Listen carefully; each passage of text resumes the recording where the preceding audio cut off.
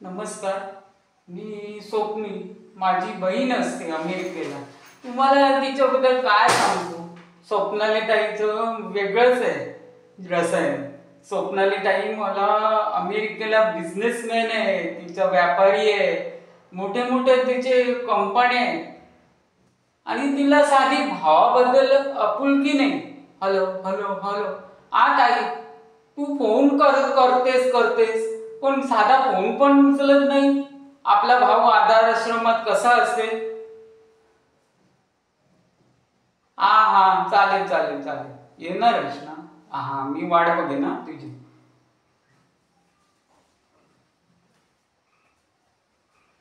ओ 42 दिवस उलटून गेले पण हिचा फोन नावाची चीजच नाही.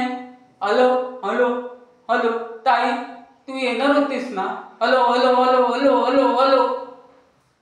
फोन काय तिचा लागत नाही, आउट ऑफ रेंज.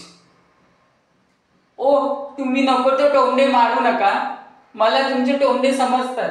माझी बहीण मला नाकात टेचून इकडनं घेऊन जाणारच. तुम्ही उघड्या डोळ्याने बघत राहा फक्त, बाकी काही करू नका. ओ, माझी बहीण एकुलती एक आहे हो. आई वडील गेल्यानंतर तिनेच सांभाळ केलं मला. Hello hello hello hello hello hello hello hello. ओ, पण इकडची लोक म्हणतात इकडचा माणूस गेलेला कधीच जात नाही आश्रमाच्या बाहेर. काय माझ्या छातीत दुखायला लागलं.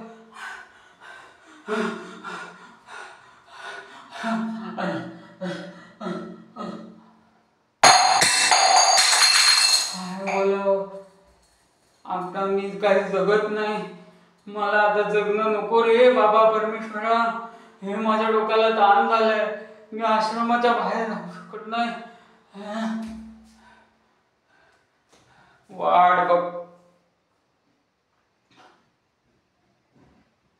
वाट बघता बघता त्याने अखेरचा श्वास सोडला, पण ताई त्याची काही आली नाही. भावावर किती प्रेम असेल, हा? बहीण मात्र काय आली नाही. दिसतं तसं नसतं म्हणून जग फसतं. तुम्ही असं वागू नका.